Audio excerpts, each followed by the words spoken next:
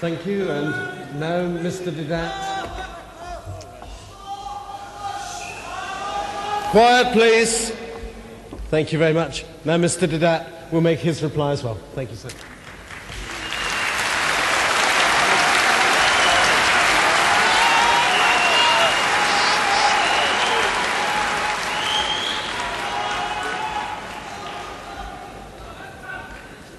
Beginning with John, chapter 15, verse 30, as quoted by my brother Shorosh,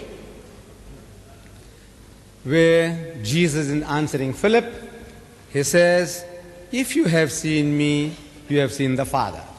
Which by reasoning, the Christian thinks that Jesus is the Father. But if we look at it in its context, again, there are a series of misunderstandings. From the very word go, chapter 14 begins with that misunderstanding, and the misunderstanding of the disciple continues. Chapter 14, it says, Jesus is telling his disciples, "And whither I go, ye know, and the way ye know." You know where I'm going, and you know how to get there. So the disciples say, "Master, we know not whither thou goest, and how can we know the way?" They misunderstood. Jesus was speaking about spiritual journey. They are thinking of geographical locations like Dundee, Newcastle, where? Southampton. He is talking about God and going to God. So Jesus says, "I am the way, the truth, and the life. No man cometh unto the Father but by me." This was too heavy for them.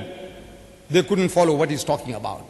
So he says, "Lord, show us the Father, and it sufficeth us." It will be enough. Just show us God. We want to see God with our bodily eyes, and that will be our satisfaction enough. In answer to that, Jesus says, "Philip, you have been with me for so long. You are a Jew. As a Jew, you ought to know better than that no man can see God and live. God is not seen at any time.